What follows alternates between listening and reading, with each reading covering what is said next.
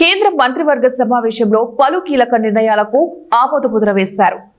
ప్రధాని నరేంద్ర మోదీ నేతృత్వంలోని మంగళవారం కేంద్ర కేబినెట్ సమావేశమైంది. ఈ సందర్భంగా రాజస్థాన్లోని కోటబుండిలో విమానాశ్రయం ఏర్పాటుకు గ్రీన్ సిగ్నల్ ఇచ్చింది. 1507 కోట్లతో ఈ ఎయిర్పోర్ట్ ని నిర్మించనున్నారు.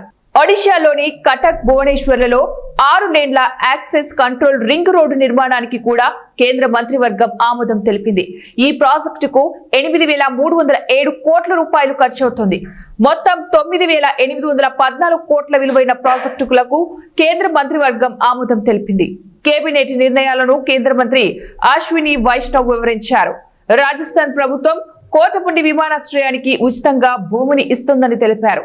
ఈ ఎయిర్పోర్ట్ ను 1507 కోట్ల రూపాయలతో అంచనా వ్యయంతో కొత్త విమానాశ్రయాన్ని ఏర్పాటు చేయాలనే ప్రతిపాదనను మంగళవారం మంత్రివర్గం ఆమోదించిందని అశ్విని వైష్ణవ్ తెలిపారు.